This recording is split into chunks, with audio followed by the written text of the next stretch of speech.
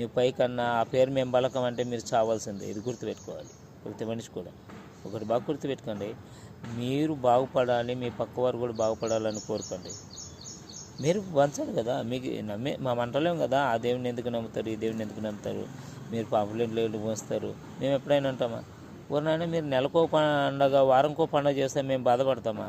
మేము బాధపడము. ఒకటి గుర్తుపెట్టుకోండి, మీరు సంవత్సరం అంతా పండగ చేసినా సంతోషంగా ఉన్నా మేము సంతోషిస్తాం, వాళ్ళు బాగుండాలని. అంతేగాని ఊరినైనా మేము నెలకొకసారి బయటకు వచ్చి సువార్త చేసిన, సంవత్సరంకి ఒకసారి వచ్చి పండగ చేసుకున్నా మీకు భయం ఎందుకు రా నాయన?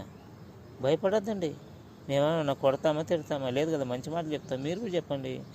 మీరు ఎంత పండగలు చేసినా ఎంత సంతోషంగా ఉన్నా మాకంత సంతోషమే. ఎప్పుడైనా ఎక్కడైనా ఏ క్రైస్తవుడైనా ఏ హిందువుని అడ్డుకున్నట్లుందా చెప్పండి? హింసించినట్లుందా? మీరు బాక్సులు పెట్టి డీజేలు పెట్టేసినా ఎప్పుడూ భయపడ్డా. ఎందుకు తెలుసా? మాకు సత్యం ఏంటో తెలుసు, మీరు తెలుసు.